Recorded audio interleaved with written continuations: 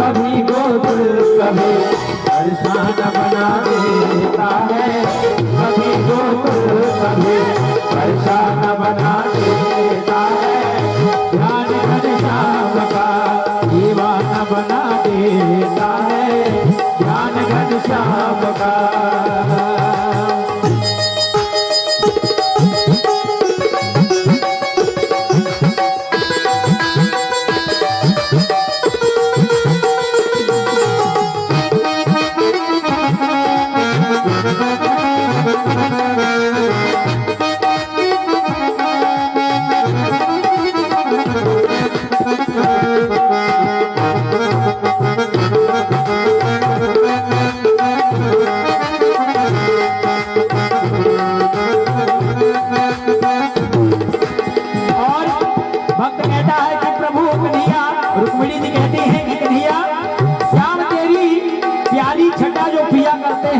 बहुत ही प्यारा भाव है कि श्याम तेरी छटा प्यारी जो पिया करते हैं, यही एक जरिया है जिससे जिया करते हैं। और नहीं मुरझाते भाव पुष्प गुलशने दिल के, क्योंकि प्रेम के जल में उन्हें सींच दिया करते हैं। बोलिए सच्चे दरबार की।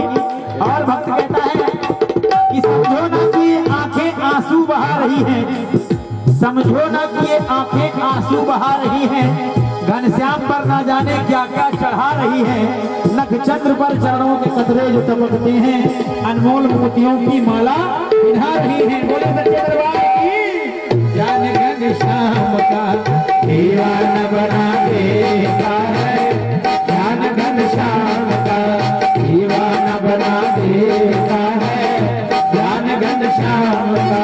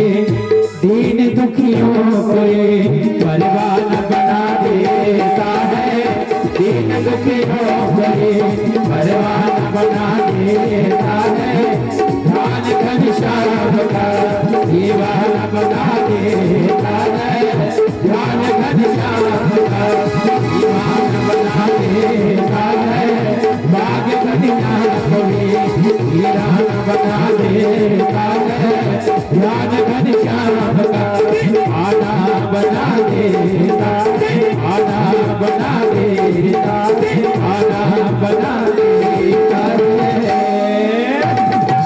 बोलिए भक्तवत्सल भगवान के जय हो। जय जय श्री राधे। देवी रुक्मणी ने कहा, प्रभु एक बार जो आपका दीवाना हो जाए फिर दुनिया में उसे किसी चीज की कमी नहीं रह जाती। और प्रभु आपने ये कहा कि जिसके पास कुछ नहीं होता वो आपके नाम का आश्रय ले लेता है। देवी रुक्मणी ने कहा, प्रभु यदि आपके सिवा दुनिया में कुछ है, अगर संसार का कोई सबसे धनी व्यक्ति है तो वो केवल एक आपका दास है। संसार का धन, संसार का वैभव, संसार की समृद्धि कोई चुरा सकता है, कोई छीन सकता है, परंतु जो आपके नाम का आश्रय ले लिया, जो आपके नाम का गान करता है, उस नाम के गान के फल को कोई दुनिया में छीन नहीं सकता। कबीरदास जी ने बड़ी सुंदर पंक्तियां लिखी हैं। कबीरा सब जग निर्धना, धनवंता नहीं कोई, धनवंता सोई जानियो, जाको राम नाम धन हो। हे प्रभु, दुनिया में सबसे धनवान वही है जो आपके नाम का गान करता है, आपके नाम का आश्रय लेता है। मीरा जी के पास क्या था? मीरा जी ने इतना बड़ा वैभव, राजसी ठाट बाट राजघर को छोड़ दिया था और केवल भगवान के नाम का आश्रय लिया। पायो जी मैंने राम रतन धन पायो, और कुछ नहीं, केवल भगवान के नाम रूपी धन को ही अपने जीवन में उन्होंने एकत्रित किया। इसलिए प्रभु, दुनिया में सबसे धनवान वही है जिसने आपके नाम का आश्रय लिया है। बड़े ही अद्भुत भाव से देवी रुक्मिणी ने भगवान के चरणों में निवेदन किया है। आचार्य श्री सुखदेव जी महाराज कहते हैं, परीक्षित, भगवान के पोते अनिरुद्ध हैं जिनका 2 विवाह हुआ। एक विवाह रुक्मी की पोती के साथ और दूसरा विवाह बाणासुर की पुत्री के साथ में, बाणासुर की पुत्री उषा के साथ में भगवान का विवाह हुआ है, जिस विवाह में भगवान को युद्ध भी करना पड़ा है। अद्भुत भाव से समस्त प्रसंगों का वर्णन करते हैं श्री सुखदेव जी महाराज। आचार्य श्री सुखदेव जी महाराज कहते हैं, राजन, एक पौंड्रक नाम के राजा हैं जो भगवान के रूप को धारण करते थे, बनावटी कृष्ण बनते थे।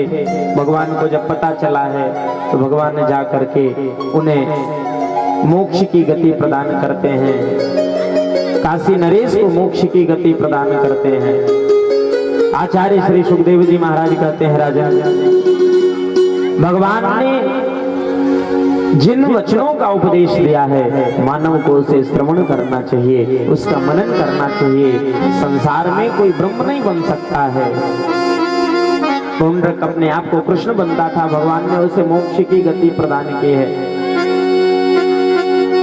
आचार्य श्री सुखदेव जी महाराज कहते हैं, राजन, नारद जी ने भगवान की सभी लीलाओं का आकर के द्वारिका में दर्शन किया है, गार्हस्थ लीलाओं का दर्शन किया है। उसके पश्चात भगवान को संदेशा दिया है कि प्रभु, पांडव यज्ञ करना चाहते हैं। पांडवों ने अपनी एक दिव्यपुरी में, दिव्य स्थान में, हस्तिनापुर में यज्ञ करना चाहते हैं। आपको पांडवों ने बुलाया है।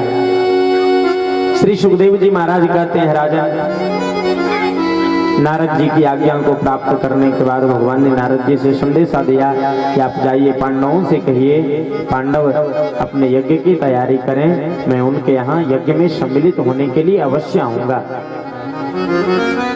आचार्य श्री सुखदेव जी महाराज कहते हैं, मेरे प्रभु पांडवों के यहाँ जाते हैं। भगवान ने पांडवों से जाकर के इंद्रप्रस्थ में पूछा है कि आप यज्ञ करना चाहते हो, राजस्व यज्ञ, क्या आपने पृथ्वी के सभी राजाओं को अपने वश में कर लिया है, अपने अधीन कर लिया है? क्या सभी राजा आपके इस यज्ञ से सहमत हैं? पांडवों ने कहा, प्रभु सभी राजा तो हमारे साथ हैं, परंतु एक राजा मेरे साथ नहीं है, जिसका नाम है जरासंध। भगवान ने कहा, जब जरासंध आपके साथ नहीं है तो आपका यज्ञ कैसे पूर्ण होगा? राजस्व यज्ञ करने के लिए सभी राजाओं को मनाना पड़ता है,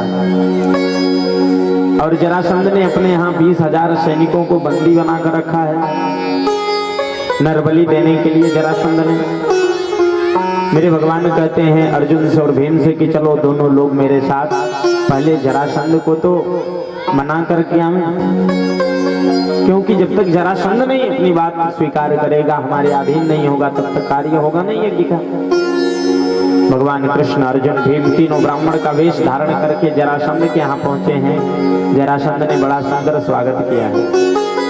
भगवान ने जरासंध से कहा कि राजन, मैं अभी हिमालय से आ रहा हूँ, मैंने सुना है कि आप बहुत बड़े दानी हैं, इसलिए आपके पास आए हैं। जरासंध ने कहा, प्रभु मैं कोई दानी नहीं था, ब्राह्मण देवता।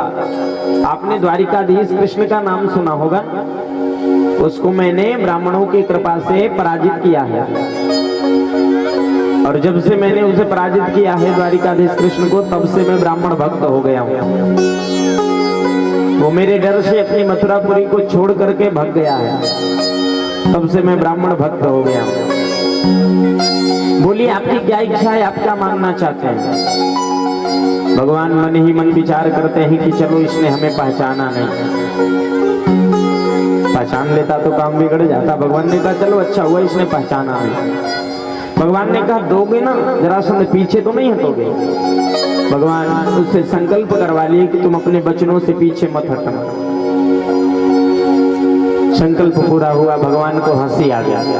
और कन्हैया की पहचान हंसी से होती है।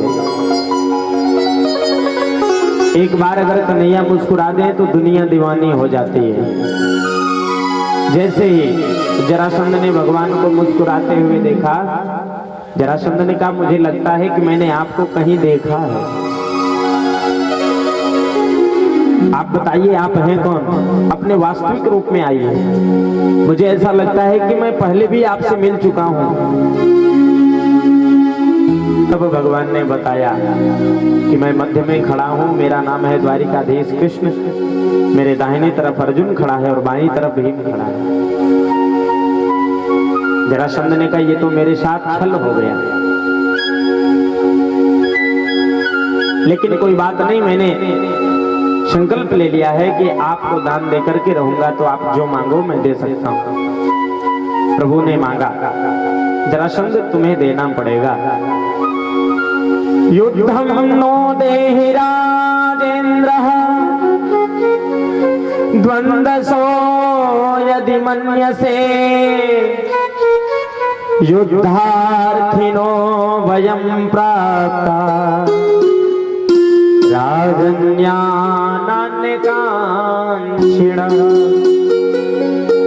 यदि देना चाहते हो जरासंध तो हम तीनों में से तुम किसी से युद्ध कर लो। बड़ी तेजी से जरासंध हंसा।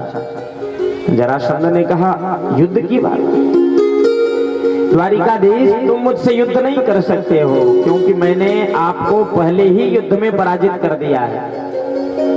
भगवान ने अर्जुन से कहा अर्जुन इसे देखो, इसको मैंने 17 बार युद्ध में पराजित किया है, और एक बार मैं क्या ब्राह्मणों के प्राणों की रक्षा करने के लिए युद्ध स्थल को छोड़ के भाग गया। एक बार नहीं कह रहा है कि मैं भी आपसे पराजित हो चुका हूं। 17 बार मैंने इसे पराजित किया, परंतु एक बार नाम नहीं ले रहा। कोई बात नहीं, ठीक, तो मुझसे युद्ध नहीं करेगा इन दोनों में से। जरासंध ने कहा बात रही अर्जुन की, तो अर्जुन दुबले पतले हैं, इनसे भी नहीं। हाँ भीमसेन है थोड़े मोटे ताजे, इनसे युद्ध कर सकता हूं। भीमसेन के मन में अहंकार आ गया, बड़ी प्रसन्न हुए, अहंकार से एकदम मद में मस्त हो गए। देखो इसने द्वारिकाधीश को भी रिजेक्ट किया, अर्जुन को भी हटाया और मुझे पास किया युद्ध करने के लिए। भगवान ने अर्जुन से कहा अर्जुन एक बार देखो भीम भैया को कितने मद में फूल रहे हैं। भगवान ने कहा ठीक। दोनों का युद्ध शुरू हुआ, भीम और जरासंध का युद्ध शुरू हुआ। कई दिन बीत गए युद्ध करते करते, दिन भर युद्ध होता था, सायंकाल विश्राम। एक दिन अर्ध प्रहर की रात्रि में भीमसेन भगवान कृष्ण के पास पहुंचे और जाकर के बोले प्रभु या तो आप मेरे साथ रण छोड़ के भाग चलिए, नहीं तो मैं अकेले ही भाग जाऊंगा। भगवान ने कहा क्यों भाई, युद्ध में तो उन्होंने जरासंध ने तुम्हें ही स्वीकार किया है युद्ध करने के लिए, फिर रण छोड़ के क्यों भागोगे। भीमसेन ने कहा प्रभु उसका शरीर वज्र के समान है, आज 15 दिन का समय बीत गया, उसने मेरी एक एक नस ढीली कर दिया, मेरे बस की बात नहीं युद्ध करना। भगवान ने कहा बस, अपने मन में विचार किया भगवान ने, भीम तुम्हारा अहंकार अब समाप्त हो गया, अब तुम मार सकते हो। भगवान ने कहा नहीं, प्रातःकाल युद्ध में चलना, मैं इशारा करूंगा और उस प्रकार से युद्ध करना और अवश्य जरासंध पराजित हो जाएगा। भगवान ने जरा सा इशारा किया और भीमसेन के हाथों से जरासंध का उद्धार हो गया। भगवान उन सभी राजाओं को कारागृह से 20,000 राजाओं को मुक्त करके और सीधे बहुत सारा धन संपत्ति लेकर के इंद्रप्रस्थ आते हैं, राजसु यज्ञ जहां पर शुभारंभ किया जाना है। बोलिए भक्तवत्सल भगवान की जय जय श्री राधे। आइए 2 बार प्रेम से भगवान के नाम का गान करें, उसके पश्चात दिव्य कथा। राधे राधे गोविंद गोविंद राधे, राधे राधे गोविंद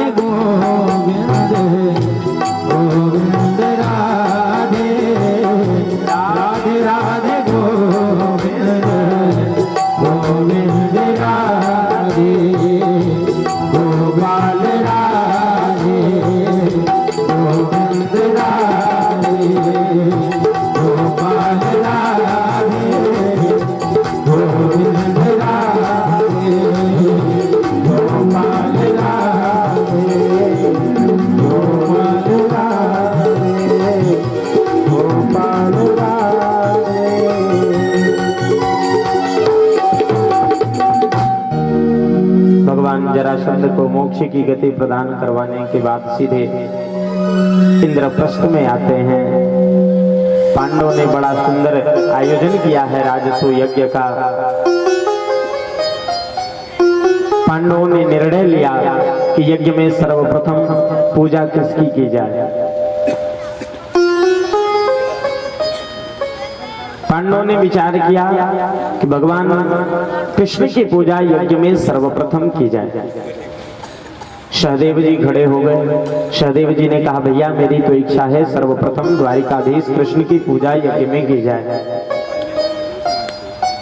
वहीं खड़ा था शिशुपाल। जैसे ही शिशुपाल ने सुना कि द्वारिकाधीश कृष्ण की पूजा की गाली पे गाली देना प्रारंभ कर दिया। पांडव बड़े क्रोध में आए, शस्त्र उठा लिया मारने के लिए। भगवान ने मना किया, नहीं नहीं पांडव तुम शिशुपाल को मत मारो, इसे तो मैं ही मारूंगा। जैसे ही गाली पे गाली देना प्रारंभ किया, 99 गालियां भगवान को दिया। भगवान के दिव्य सुदर्शन चक्र ने जाके उसके धड़ को अलग कर दिया, सिर कट गया। शिशुपाल के शरीर से दिव्य ज्योति निकली, भगवान के चरणों में लीन हो गई। परीक्षित ने पूछा, प्रभु भगवान ने शिशुपाल को भी सायुज्य मुक्ति प्रदान की क्यों? जो भगवान को गिन गिन की गालियां देता था, भगवान ने उसे भी मुक्ति प्रदान की। सुखदेव जी महाराज ने कहा, परीक्षित भगवान जगदीश्वर हैं, कृपा के सागर हैं। कुछ भी हो भगवान को शिशुपाल याद तो करता था। भाई जिस समय शिशुपाल भगवान को गिन गिन के गालियां देता था, उस समय भगवान के स्वरूपों का स्मरण तो करता ही रहा होगा। भगवान को याद करके ही वो गाली देता था, इसलिए भगवान ने उसे मोक्ष की गति सायुज्य मुक्ति प्रदान की। अद्भुत भाव से भगवान कृष्ण ने कहा, यज्ञ में सबका सहयोग होना चाहिए। अलग अलग समितियां भगवान ने बनाई। यज्ञ एक व्यक्ति से नहीं हो सकता है। यज्ञ में कुछ न कुछ सहयोग तो लेना ही पड़ता है, चाहे आर्थिक रूप से हो, चाहे मानसिक रूप से हो, चाहे शारीरिक रूप से हो। यज्ञ में सहयोग लेना ही पड़ता है और सबका ये परम धर्म है, परम कर्तव्य है, यज्ञ में सहयोग करें। क्योंकि मेरे प्रभु ने यज्ञ में सहयोग किया है, यज्ञ में सेवा की है। भगवान ने विचार किया, यज्ञ का सबसे महत्वपूर्ण कार्य होता है दान का भंडार। यज्ञ में दान करना सबसे महत्वपूर्ण कार्य है। भगवान कृष्ण ने दान के कार्यभार को दुर्योधन और कर्ण को दे दिया। भगवान ने पांडवों से कहा, पांडव दुर्योधन तुमसे शत्रुता रखता है, बैर करता है। दुर्योधन यही चाहेगा कि पांडवों का सारा धन चला जाए और यज्ञ में धन की कमी हो जाए, जिससे धन यज्ञ में बाधा उत्पन्न हो जाए। खूब दान करेगा और साथ में जब कर्ण रहेगा तो कर्ण के हाथ में ऐसी रेखा है कि जितना दान करेगा धन उतना ही बढ़ता जाएगा। भगवान ने बड़ी ही बुद्धिमत्ता से दुर्योधन और कर्ण को दान करने के लिए व्यवस्था दे दी।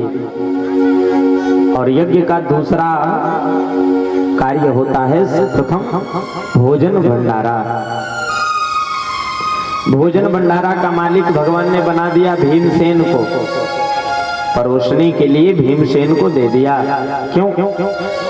क्योंकि भीमसेन खूब खाते थे और जो खाता है वो दूसरे को खिलाना भी जानता है। अब 2 रोटी खाने वाला व्यक्ति हो, घर पे अतिथि आ जाए तो उनके सामने थाली में 2 रोटी और सब्जी ले जाकर के रख देंगे और फिर जाकर के पूछेंगे और ले आऊं क्या? अगले व्यक्ति को अगर 4 रोटी खाने की इच्छा होगी तो वो तो 2 ही नहीं कर देगा, नहीं नहीं बस हो गया, बहुत हो गया। तो जो खाना जानता है वो दूसरे को खिलाना भी जानता है। भगवान ने विचार किया भीमसेन को ये व्यवस्था दे दी जाए, भीमसेन खूब खाते हैं तो दूसरे को भी खूब खिलाएं। भगवान ने विचार किया प्रसाद बनाएगा कौन? भोजन प्रसाद यज्ञ में भंडारे में बनाएगा कौन? भगवान ने विचार किया भोजन बनाने की व्यवस्था दे दी जाए द्रौपदी को, क्योंकि द्रौपदी पंजाब क्षेत्र से आई थी, पंजाब की रहने वाली थी और पंजाब के लोग खूब स्वादिष्ट भोजन बनाना भी जानते हैं। इसलिए भगवान ने वो व्यवस्था द्रौपदी को प्रदान कर दी। सुखदेव जी महाराज कहते हैं, परीक्षित, भगवान ने सेवा ली, सबको भगवान ने अपनी अपनी सेवा बांट दी और सबसे अंत में भगवान ने क्या सेवा दी? एक सेवा बची। पहले तो आए हुए अतिथियों को पैर धुलने के लिए और दूसरा पत्तल उठाने के लिए, जूठे पत्तलों को उठाने के लिए भगवान ने ये सेवा स्वयं ली। मेरे द्वारिकाधीश कृष्ण स्वयं यज्ञ में आए हुए आगंतुकों के पैरों को अपने हाथों से धुलते हैं और वो आगंतुक जब प्रसाद पाके उठ जाते हैं तो भगवान उनके जूठे पत्तलों को उठाकर वहां पर रखते हैं, अलग रखते हैं।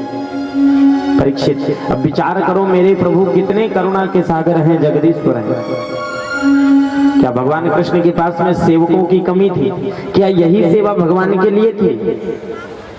क्योंकि ये सबसे उत्तम सेवा है, यज्ञ का सबसे उत्तम कार्य है। आए हुए अतिथियों की सेवा करना, स्वागत करना, जूठे पत्तल को उठाना, ये सबसे बड़ी सेवा है यज्ञ की। मेरे प्रभु ने ये सेवा स्वीकार की है, मेरे प्रभु ने ये सेवा की है। आज किसी के घरों में भोज भंडारा होता है तो लोगों को पत्तल उठाने में शर्म आती है, पत्तल उठाने में शर्म आती है। क्या मेरे प्रभु के पास किसी चीज की कमी थी? क्या प्रभु चाहते तो सेवकों को नहीं लगा सकते थे? लगा सकते थे, परंतु भगवान ने वो सेवा स्वयं की, क्योंकि वो सबसे पुण्य का कार्य है। इसलिए कहा गया है अतिथि देवो भव। अतिथि का मतलब क्या है? अतिथि किसे कहते हैं? अतिथि जिसकी कोई तिथि ना निश्चित हो कब आ जाए वो अतिथि है। और अतिथि देवो भव, हमारे आचार्य कहते हैं अतिथि देवो भव, अतिथि देवता होते हैं। अगर देवता दरवाजे पे आए, अतिथि देव दरवाजे पर आए, अगर हमने उन्हें सेवा से संतुष्ट नहीं किया तो वो आधा पाप आपको देकर और आपके आधे पुण्य को लेकर चले जाते हैं। इसलिए अतिथि की सेवा करना सर्वप्रथम कर्तव्य है सबका। यज्ञ में सबको सेवा करनी चाहिए, सबको सहयोग करना चाहिए। आज भगवान लोगों को थोड़ा सा धन क्या दे देते हैं कि एकदम बुद्धि ऐसी विकृति हो जाती है, ऐसी विकृति उत्पन्न हो जाती है कि वो अपने से बड़ा किसी को समझते ही नहीं। गरीबों को सताएंगे, कष्ट देंगे, दूसरों को पीड़ा देंगे, बड़े नवाब बन के घूमेंगे। मेरे प्रभु किस नवाब से कम थे? जो जगदीश्वर हैं, जो जगत के मालिक हैं, जगत के पिता हैं, उन्होंने सेवा की है, उन्होंने जूठों पत्तलों को उठाया है, पैरों को धुला है अतिथियों के। आज लोगों को अपने माता पिता के पैरों को धुलने में संकोच लगता है। आज लोग अपने माता पिता के पैरों को नहीं धुलना चाहते हैं, पैरों को नहीं दबाना चाहते हैं। भगवान को किसी चीज की कमी नहीं थी, परंतु भगवान ने वो सेवा की है, इसलिए हमें और आपको भी सेवा करनी चाहिए। आज पूज्य महाराज जी इतने दूर से आकर के यहाँ यज्ञ करवा रहे हैं, इतना बड़ा कार्यक्रम करवा रहे हैं। कितना महान कार्य महाराज जी ने ये किया है। और तो आप सोचना, ये आप लोगों का सौभाग्य है कि आपके इस क्षेत्र के, आपके इस गांव के इतने महान संत हुए हैं, इतने महान संत, उनके सेवक साथ में आए हैं, सेवा कर रहे हैं। लेकिन इतना बड़ा गांव है, मैं भी यहाँ देख रहा हूँ, आज 7 दिन से मैं भी हूँ यहाँ, लेकिन गांव के किंचित लोग ही हमको दिखाई देते हैं यज्ञ में सेवा करते हुए, सहयोग करते हुए। क्या महाराज जी का ही अकेले महाराज जी ने ठेका ले लिया है पूरे कार्यक्रम का? अरे ये आप लोगों का सौभाग्य है, ये आप लोगों के ऊपर भगवान की अहेतुकी कृपा हुई है कि सुंदर कार्य हो रहा है। संत मिलन को जाइए तज ममता अभिमान, ज्यों ज्यों पग आगे बढ़े कोटिन यज्ञ समान। ये हमारा और आपका सौभाग्य है जो ऐसे संतों के बीच में हम और आप इस दिव्य कथा को श्रवण कर रहे हैं। भगवान शिव की स्थापना हुई है, ये सबका कर्तव्य है भगवान शिव को नित्य जल चढ़ाना।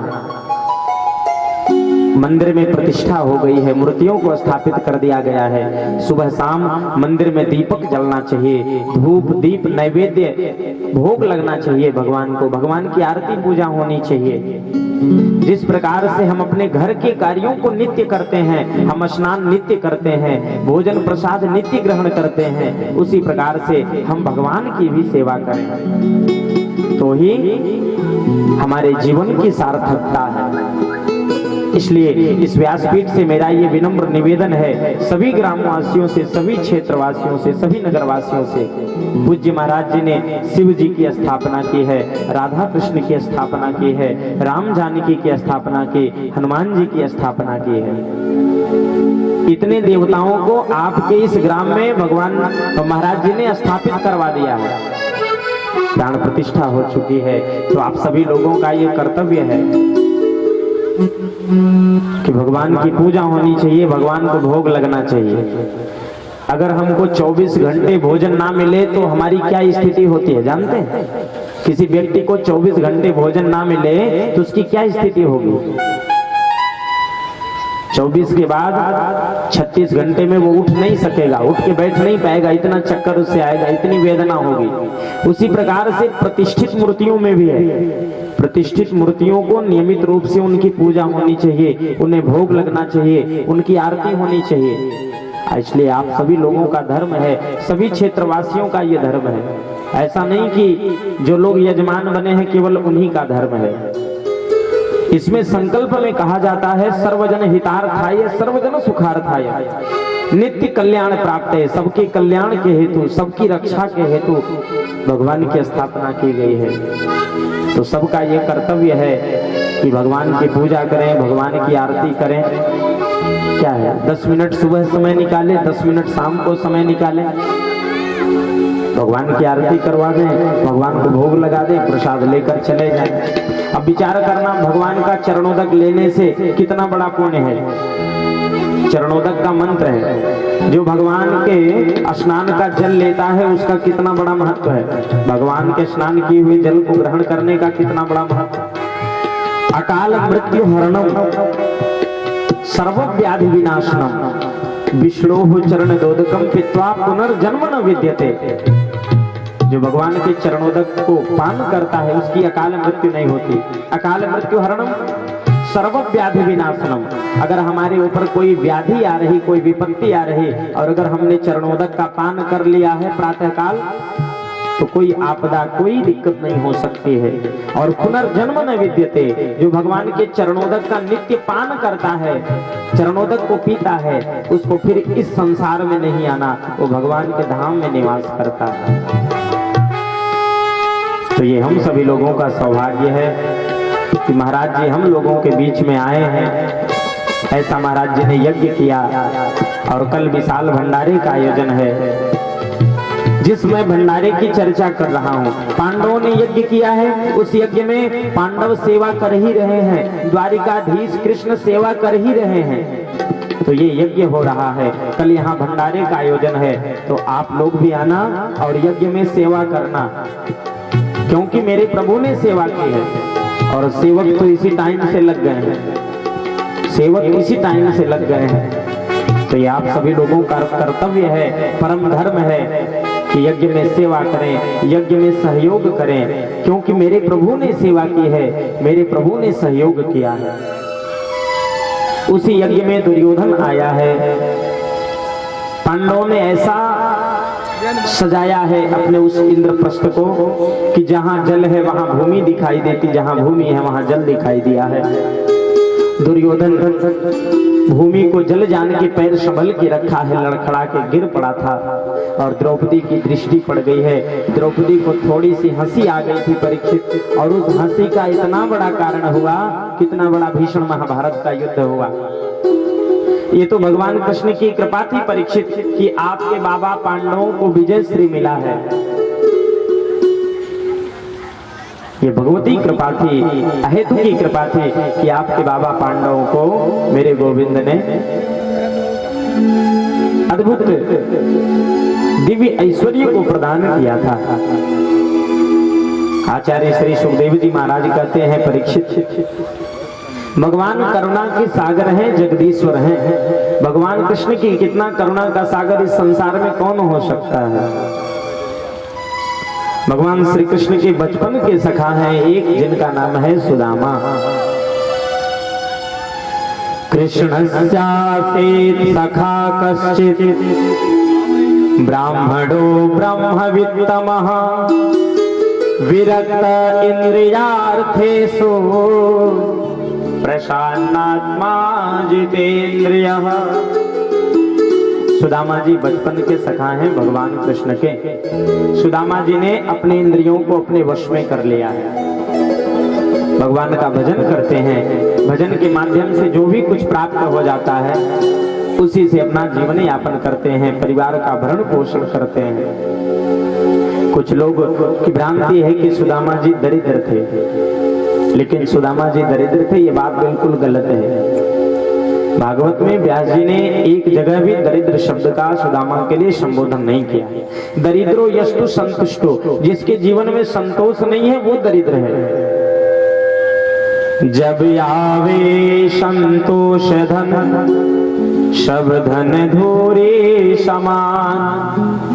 जब जीवन में संतोष रूपी धन आ जाता है तो ये संसार का वैभव ये सब उस जीव को शून्य दिखाई देता है।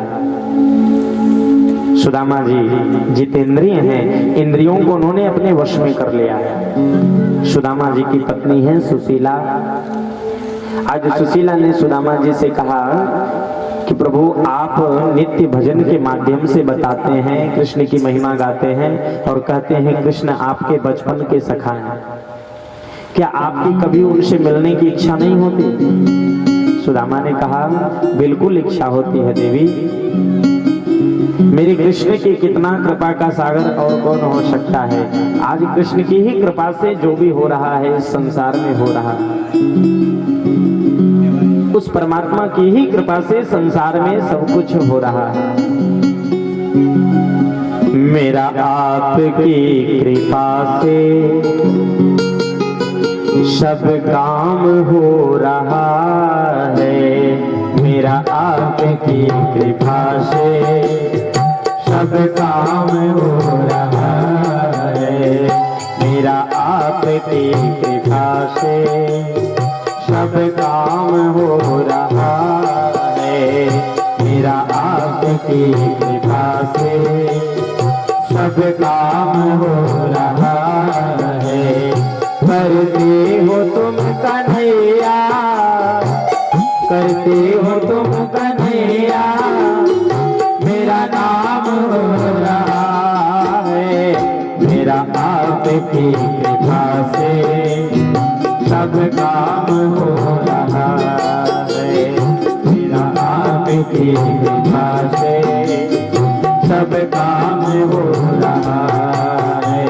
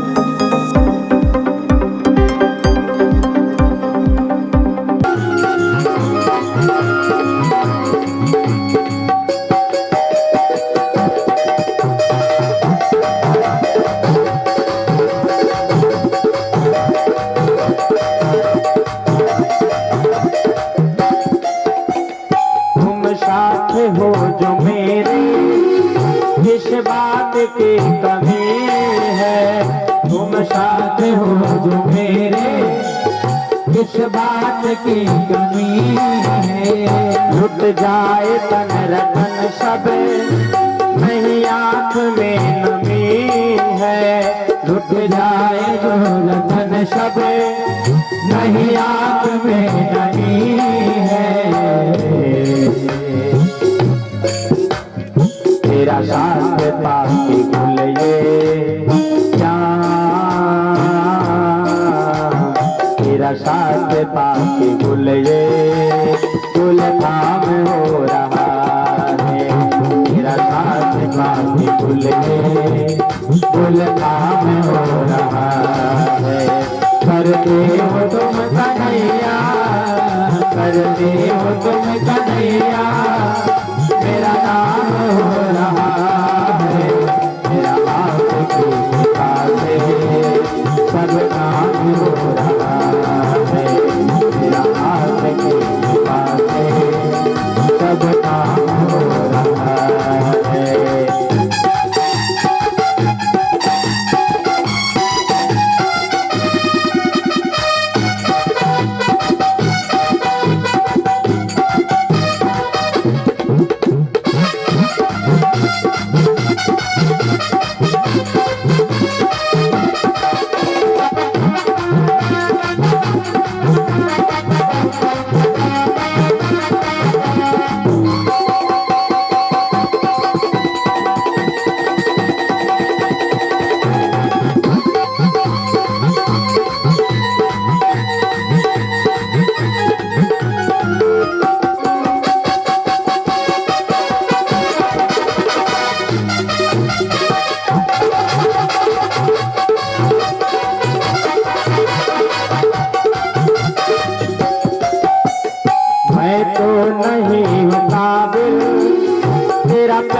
कैसे पाऊं, मैं तो नहीं हूँ काबिल, तेरा प्यार कैसे पाऊं।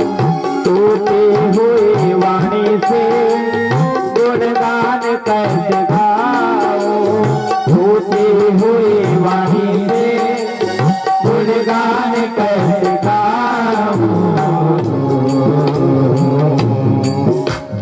तेरी प्रेरणा से, तेरी ही प्रेरणा से ये तमाम हो रहा है।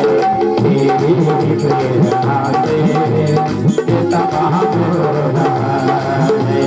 करते हो तुम कन्हैया, करते हो तुम कन्हैया, मेरा नाम हो रहा है।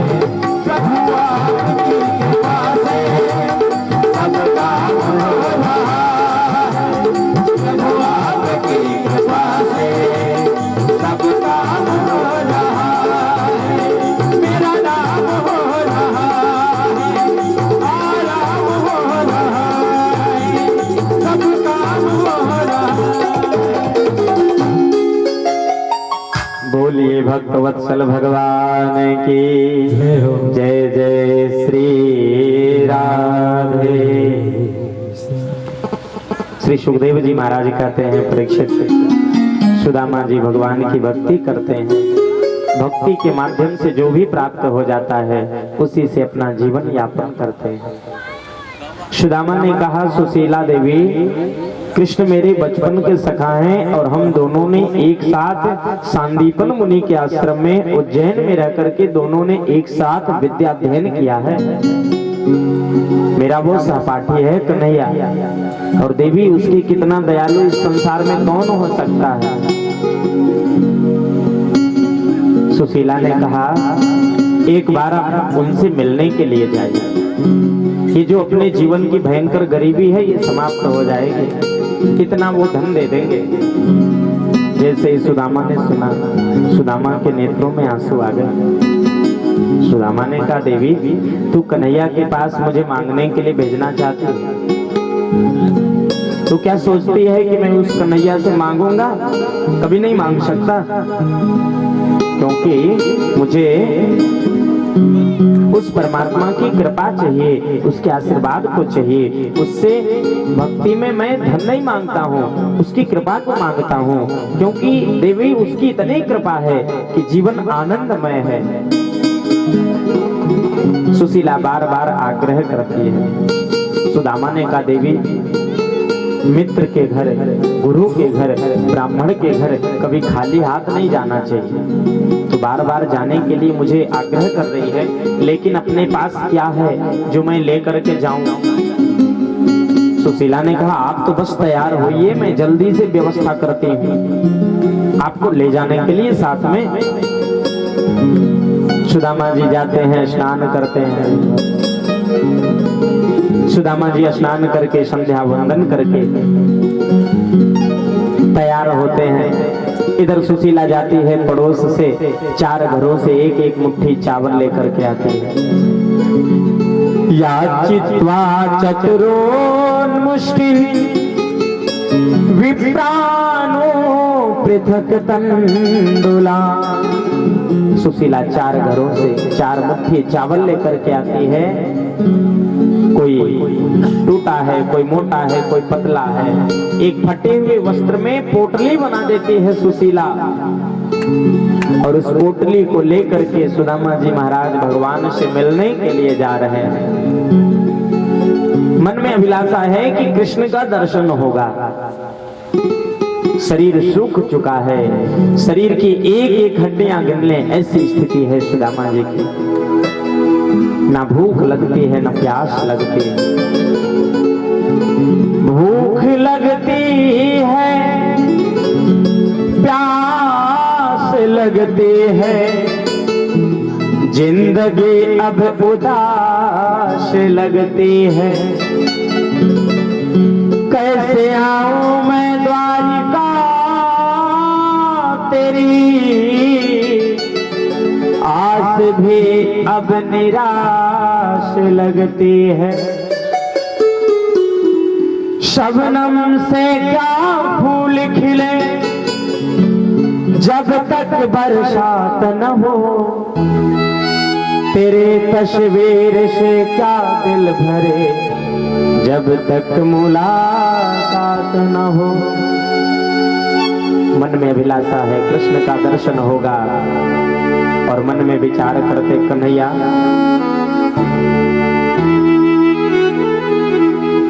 घनश्याम तुम्हें ढूंढने जाए कहाँ कहाँ, घनश्याम तुम्हें ढूंढने जाए कहाँ कहाँ, घनश्याम तुम्हें ढूंढने जाए कहाँ कहाँ। अपने विरह की आग बुझाए कहाँ कहाँ, अपने विरह की आग बुझाए कहाँ कहाँ। घनश्याम तुम्हें ढूंढने जाए कहाँ कहाँ, घनश्याम तुझे ढूंढने जाए कहाँ कहाँ।